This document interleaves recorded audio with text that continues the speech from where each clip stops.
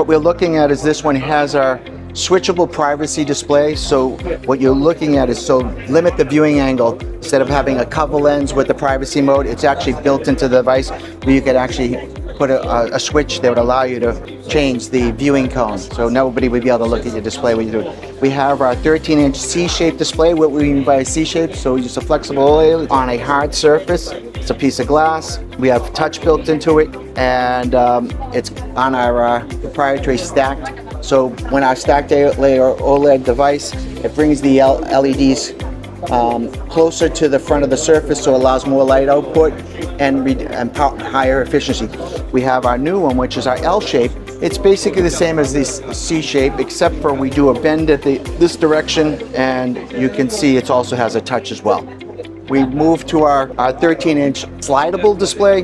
This also has a touch on it, very, very thin. It's very, what I mean by slidable, it can roll up on itself at 4.5 milli radius. So if it's a driver's application, when you start driving, it'll pop the display down so it won't be a distraction to the user. So these displays can reach 10,000 nits as well. Extremely bright, great viewing cone. On this one, we call it our seamless display. It looks like one large display, but it actually is two displays mounted on a piece of glass. So you have two 13-inch displays, so it's seamless, but it looks as though it's just one. We have our 12.3-inch, which has a camera under display, which doesn't mean it's under it. It's actually physically behind it. It's probably in this area somewhere. And what we have is a near-infrared camera, so it can see if your eyeballs are still looking at the display, so it'll go through a polarized sunglasses. So it's great for safety features to make sure that the driver is actually paying attention. Here's another one where you're showing that as well. And then we have this one, which has an ambient light sensor. This is integrated into the device, as well as an NFC, so you can basically put an NFC card up there, just like you saw on the other devices. But by having an integrated ambient light sensor, as the light conditions change, as you're going from daylight to dusk, it'll automatically adjust it. It gets more of a smooth curve instead of somebody just digitally moving from one step to the other step. It'll actually do that for you. It monitors that, so basically reducing power. Power is really important because the backlight consumes most of the power. So you can see the backlight turning on. We have our haptic display here, which is when you physically touch it, you get a sensory feedback. You feel it back on your finger. We're showing our automotive displays. We have here a 11-inch, which is a polysilicon, and we have a low temperature polysilicon. This is a morphosilicon, excuse me. This is our 11-inch morphosilicon. What's unique about this is we also have a knob on display. And if I was just going to show you, pick this, you can see that the display is still in here, and we have a wide non-uniform, so we custom make this. It just doesn't have to be a rectangular. And we also integrate the HVAC as well. So let me jump out of here and show you some of the knobs. So if we were going in here to the fan, you can see the fan lighting up as well with the knob on display. So these are some of the features that we can do. This is a high transmittance display. What do we mean by high transmittance? Is, as I talk about, the backlight is always the largest power consumption. This has a 6.5-inch transmittance. Normal transmittance on an LCD is probably about 4%. So by having it much higher, you get 50% more light output. So basically saves you power in your backlight system.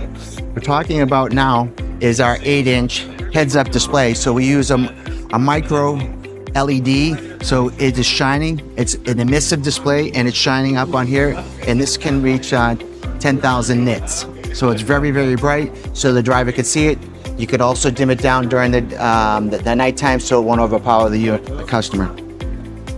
We have our 4.1-inch, which is our high transmittance. This is also a bright display. As you look at this, we're going to see what a normal 4.1-inch looks like, and we have a high transmittance. So this has higher transmissivity. If you're coming here, it's almost blinding because it's so bright. So as we move over to our 3D presentation, we can basically have an augmented reality If you can get down here, you'll be able to see that the device is moving, and so you can have a virtual reality of the display. We have a 12.3-inch VisiView. You can see that it has a wide symmetrical viewing cone. It also has touch. This is our new generation.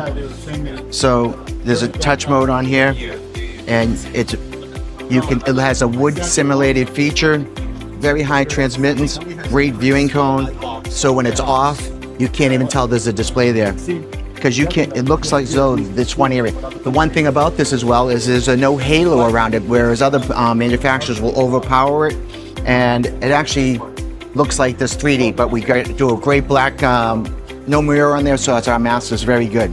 This display is a little bit unique. It's similar to it. You can still see the wood grain feature, but this is for privacy mode. So it has a privacy mode. So if you were to go up or over to the either side or down, you will not be able to see it. So it's a privacy device. So if you get off angle, it won't work. So it's great for like a driver application. Only he could see it. He's the passenger application, so the driver's not getting distracted by that.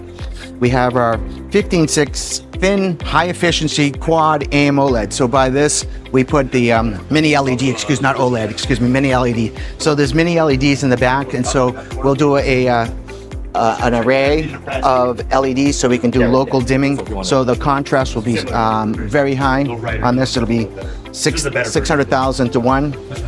It's great, high efficiency. So the backlight is a big power consumption. If you could turn off most of the backlight, you'll save power. This one here, you're going to have to get down.